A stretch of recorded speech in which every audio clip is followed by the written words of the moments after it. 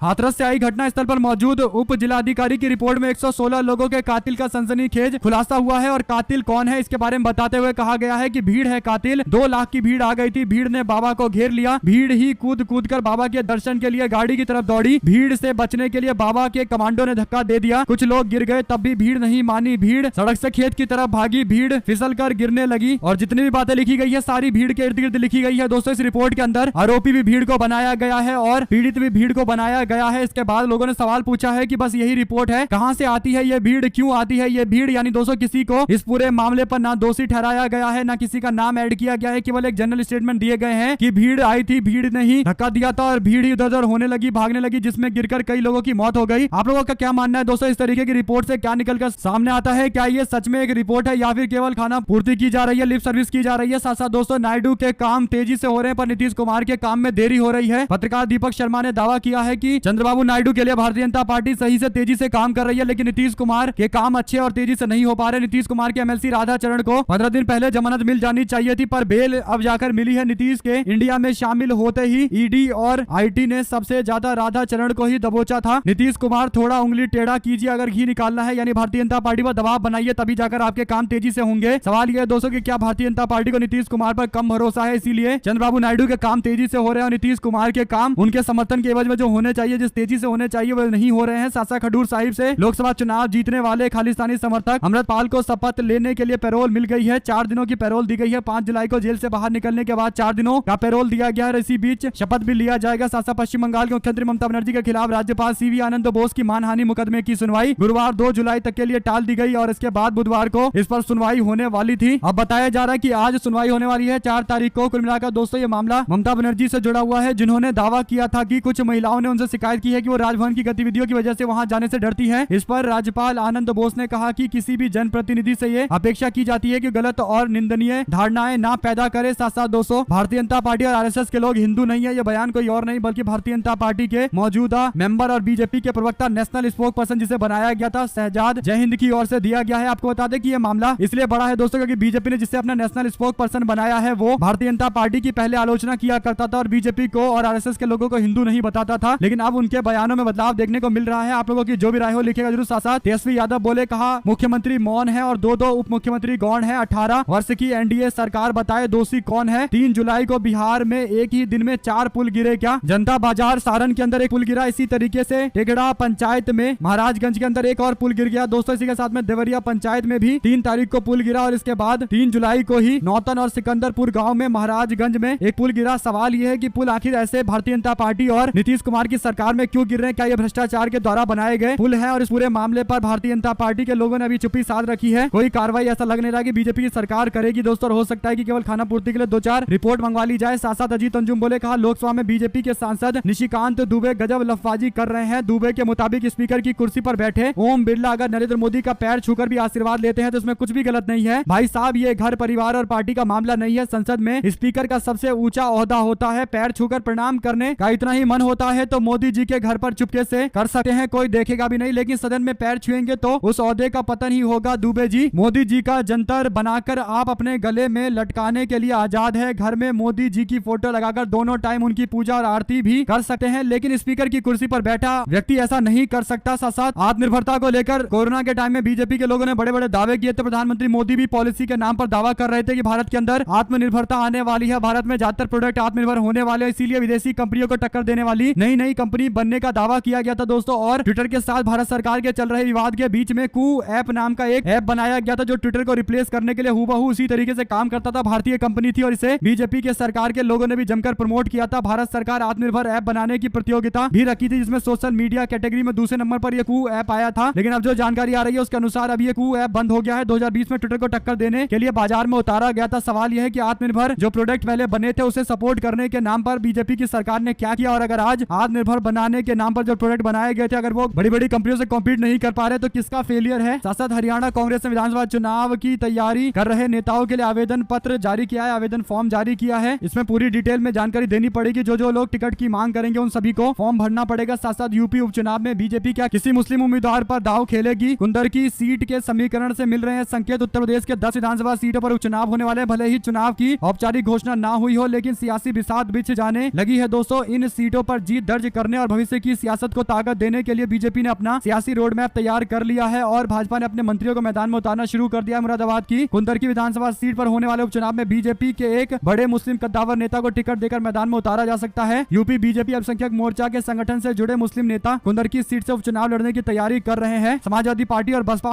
हमेशा इस सीट पर कब्जा बनाए रखे हैं। भारतीय जनता पार्टी ने एक बार मात्र 1993 में यहाँ पर चुनाव जीता था। 18 महीने बीजेपी का विधायक रहा था, क्योंकि यहाँ पर 65% मुस्लिम आबादी है, तो हो सकता है बीजेपी यहाँ पर मुस्लिम कैंडिडेट उतारे। आप लोगों की जो भी राय हो दोस्तों लिखकर जरूर बताएगा। हमारे साथ लगातार जुड़े रहने के सभी दोस्तों भाइयों बहनों मित्रों का बहुत बहुत धन्यवाद। देख रहे थे आपका चैनल। जय हिंद, जय भारत, जय वीडियो बहुत धन्यवाद।